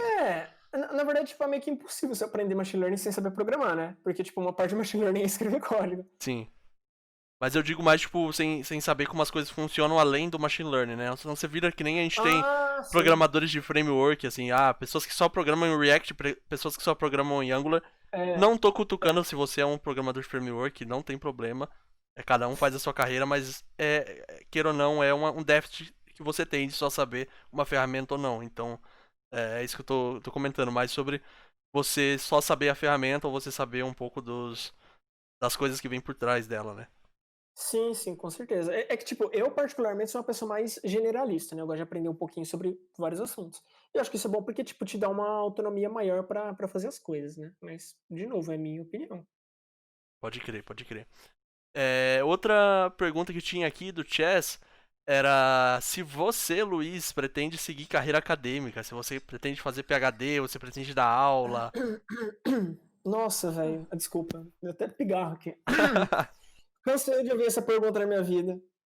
E por hora não tenho plano de fazer doutorado nem nada. Tô feliz onde eu tô, então por hora de boa. Pode crer. Já que você falou doutorado e eu falei PhD, você que é uma pessoa mais entendida, explique pra Ah, gente a diferença entre os dois. Tem alguma diferença entre os dois? Porque algumas pessoas a falam que são diferença PhD, é, outras falam que são doutor. a diferença é que não tem diferença. Tipo, PhD é o título em inglês lá, né? Fora do país. Aqui no Brasil é doutor, né? Os dois são a mesma coisa. Boa. É... Ó, o Startup Me tá perguntando aqui como que funciona a exigência de inglês numa startup nacional. Assim, no seu caso, por exemplo, no Nubank, o pessoal exige inglês. Você fala inglês, agora que vocês têm, por exemplo, o Rick Hayek, que é o criador do Clojure dentro do Nubank. Como que funciona isso lá? Cara, saber inglês é. Se você olhar lá na, na descrição da vaga, tá lá que, tipo, inglês é um requisito básico de entrada lá, né? Então, tipo, meio que acho que já responde a pergunta aí. Mas vocês acabam falando no dia a dia em inglês e etc? Ah, cara, Vocês... quando é necessário, sim. Tipo, se tiver uma pessoa lá que não fala português ou não tá confortável com português, a gente muda pro inglês Entendi. sem crise nenhuma. Eu já vi alguns casos aqui no Brasil de empresas que quiseram trocar geral, assim, tipo, não tem um gringo no time, mas a galera tem que falar inglês. Porque, tem que escrever documentação em inglês, fazer call em inglês, porque se chegar um gringo no time, se chegar alguém na hora e quiser saber o que tá acontecendo, você tem que estar falando inglês. Aí você perde, por exemplo, o momento de trocar ideia ali do lado do bebedouro, porque você tem que ficar falando inglês, você não consegue falar memes da Inês Brasil em inglês, por exemplo. Cara, eu acho que assim, por exemplo, na empresa que eu trabalhava antes, tinha bastante, na Nandox, tinha bastante gente de fora. A gente falava inglês direto. Mas, tipo, não era obrigado nem nada. Seu time, se eu tivesse gente do Brasil, você conversa em português. Eu acho que, tipo, não sei, minha opinião de novo, tá legal? Eu acho que assim, código em inglês é meio que convenção, porque, tipo, a lib tá em inglês, senão você fica com aquela mistura inglês-português. Mas assim, tipo, você ter todo mundo que fala português e forçar todo mundo a falar inglês, eu acho meio bizarro, a menos que seja, tipo, sei lá, um dia por semana pra treinar a galera. Porque eu acho que senão começa a ficar, tipo, meio artificial, tá ligado? Não sei. Sim. Aí entra no ponto que falaram aqui que é meio elitista e tal, exclui muitas pessoas da TI. Mas é um ponto que meio que a gente tem que tentar trabalhar para popularizar esse conhecimento, né? Já que tá sendo necessário, a gente tem que, tipo, não, não abaixar a barra, mas tentar ajudar mais gente a ter esse conhecimento, eu acho, né? Pelo menos é a minha opinião Sim, pessoal. Tipo, beleza, a gente vai programar sempre em inglês, legal, vou tentar é, ajudar outras pessoas, cara, vamos fazer o máximo de pessoas a aprender inglês. Vamos, sei lá, que nem a Ju tá fazendo o English for Noobs, entre esse tipo de coisa aí. Mas eu concordo que gera um certo tipo de barreira, né? sim. Agora eu vejo, por exemplo, a empresa que eu trabalhei antes, ela também pedia inglês como requisito básico. Mas por que ela pedia? Porque, tipo, tinha funcionário lá dentro já que não falava português. É uma empresa, tipo, com filial no mundo todo. Então, tipo, você meio que tem que saber falar inglês para conseguir se comunicar e desenvolver seu trabalho. Então, tipo, não era um requisito a mais, nesse caso, era uma necessidade. O Nubank também, tipo, todo mundo sabe que o Nubank tem filial em vários países. Então, você precisa de uma língua comum para poder conversar com essa galera aí. Então, por isso que eles acabam listando lá em inglês como necessário, né? Sim. Eu, pelo menos, vejo dessa forma. Eu acho que no final das contas você tendo a liberdade de poder, sei lá, trocar ideia com as pessoas que estão ali e ajudar. Acho que quem não tem tanta facilidade a subir e tal, e não ser obrigado a ser forçado a usar uma língua que não é a sua. Caso não tenha necessidade, é o ponto mais forte, né? Sim, sim, com certeza. E, tipo, cara, escrever código em inglês, beleza, não tem problema você escrever errado, porque, tipo, ninguém é professor de inglês ali. Isso aí, com o tempo, você vai pegando e tudo mais. Isso é bem mais sussa. Sim. Cara, um ponto que eu esqueci de perguntar pra você, mas que me vem na cabeça agora, de trás, sobre publicar papers. Você publicou papers no seu mestrado, além da sua dissertação? Como que você trabalhou no mestrado, tipo, em papers, assim? Cara, eu publiquei bastante até, eu acho. Publiquei acho que uns 7 artigos durante o mestrado, o tempo que eu tive no laboratório lá. E foi assim, diferentes áreas. Publiquei em tópicos relacionados ao processamento de linguagem natural, que era o tema do meu, perdão, o tema do meu mestrado. Tinha outras pessoas no laboratório lá trabalhando com outras coisas, tipo, vamos ver, otimização meteorística, eu publiquei com o cara. Tinha gente trabalhando com, sei lá, detecção de parasita em imagem. Então, eu ajudei a galera lá. Tipo, um negócio legal do nosso grupo lá era que, tipo, sempre que tinha oportunidade de ajudar alguém, a gente colava, ajudava e acabava aprendendo um monte de coisa. Tipo, eu era um cara de processamento de linguagem natural que fui trabalhar com os caras que trabalhavam com processamento de imagem e aprendi vários rolês de processamento de imagem. Tipo, aprendi máquinas de Boltzmann porque fui ajudar a galera num artigo lá. Então isso foi muito legal porque, tipo, deu pra trocar bastante conhecimento com bastante gente. Tá, legal. É, tá, vou tentar finalizar o assunto do inglês agora, pra gente passar pra minha última pergunta, pra gente finalizar, Beleza. que eu acho pra fechar com chave de ouro. Mas antes, alguém tá perguntando aqui como que funciona uma entrevista em vaga que pede inglês, pelo menos as que você fez, assim, o pessoal pede inglês, eles testam, como que rola? Pelo menos as que você passou, eu sei que você não vai poder falar por todas, né?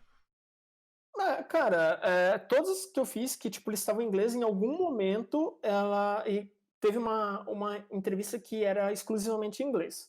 Fosse com, por exemplo, a pessoa do RH, eu já passei por uma entrevista que, tipo, todos os estágios foram em inglês, eu já passei por uma entrevista que, tipo, a parte técnica, que era aquela parte de whiteboarding e tudo mais, que é você escrever o algoritmo no quadro lá, essa parte foi em inglês. Então varia muito do processo seletivo da empresa, acho que não tem regra, mas uma coisa é certa, se a empresa colocou lá que inglês é requisito, eles vão te avaliar com certeza, em algum momento vai ter uma etapa falada lá. Pode crer. Cara, então agora vamos pra última pergunta aqui pra tentar fechar. Vixe. É, Ah. Os últimos dias, acho que muita gente viu, acredito que você deve ter visto também, GPT-3.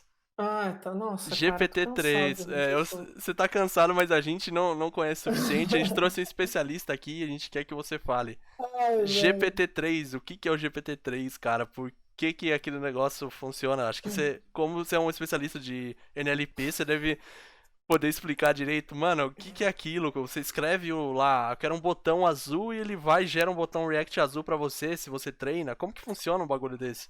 Cara, aí que tá, você me pegou agora com uma questão muito difícil. Se fosse uma entrevista, acho que eu não ia passar agora.